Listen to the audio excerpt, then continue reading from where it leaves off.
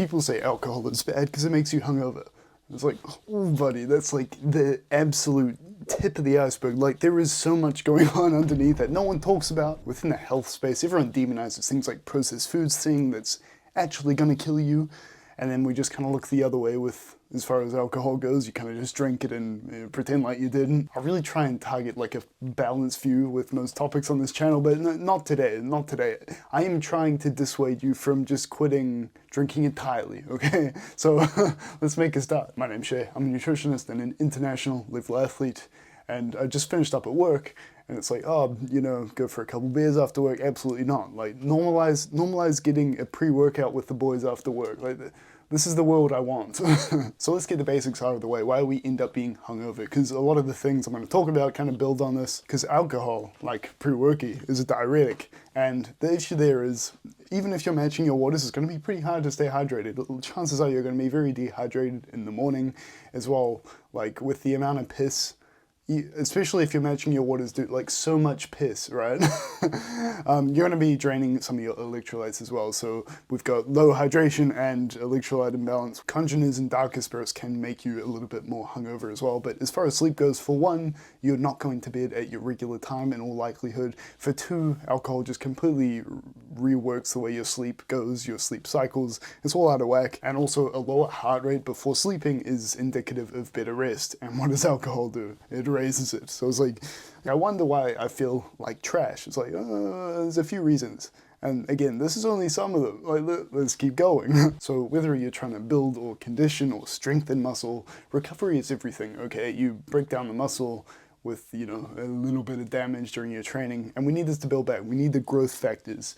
And alcohol doesn't help, dude. So there's a protein kinase called mTOR, which is very important here. It is responsible for protein synthesis and growth factor secretion and a few other things. And it also sounds really cool, like mTOR. It just sounds like it, you know, does something powerful, because it kind of does. And we know alcohol is bad for the liver. And when it hits the liver, there's a thing called AMPK, which kind of freaks out. It's like, dude, what are we doing here? let's not grow right now, because we got all of this stuff to deal with, because idiot upstairs put some stuff down the hatch that he definitely shouldn't have. So then this tanks your mTOR, okay? So protein synthesis, muscle recovery, and growth hormone all go down the drain.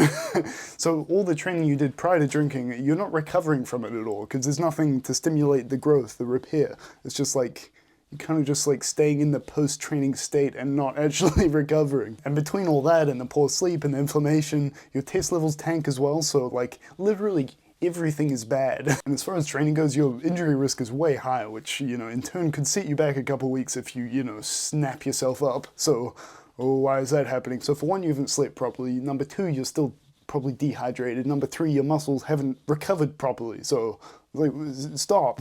And alcohol can also deplete muscle glycogen, so your energy stores are also in the bin. And between all of this, it's very measurable that your endurance is going to be a lot lower for up to 48 hours, which is ridiculous, right? And as far as nutrition goes, because your liver is in the bomb bunker, all your fat-soluble vitamins like your A, D, E, K are also crashed as well. You're not uptaking these because your fat metabolism is also bad. Also zinc and magnesium and some of your B vitamins uptake is reduced as well.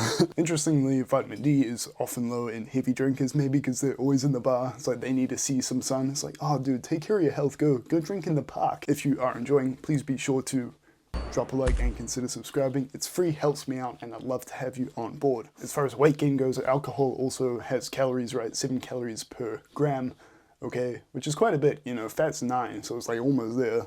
And additionally, you're probably gonna have cravings. It's proven that most drunk people have cravings for, like, you know, high sodium and high fat, generally high calorie things. So a few tips I'll leave you with before you go on your journey of not drinking, okay? If you try and distance it as much as you can from actual bedtime, this will minimize the risk of your sleep just being so bad, okay?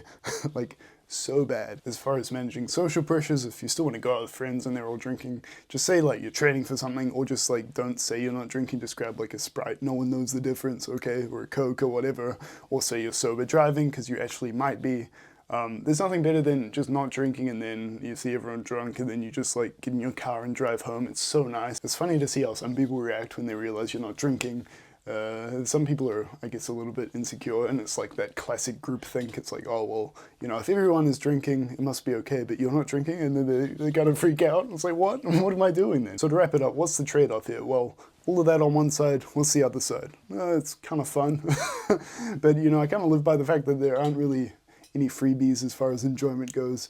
For most things that are, you know, fun but bad for you, you're kind of just taking enjoyment away from the next day and like front loading it onto like tonight, right? You know, the further I go into like health and trying to dial in every part of my life, the more I just see things for their consequence, as in like I can't think of alcohol without thinking about hangovers. And I don't know if I'm going to drive myself crazy doing that, but it's working so far. Interestingly, there's also a big genetic factor as far as your enjoyment of alcohol.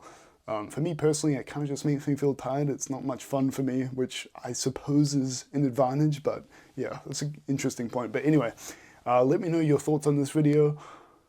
I was a little bit passionate about it, but if you did enjoy it, there's some more there. I'll see you next time.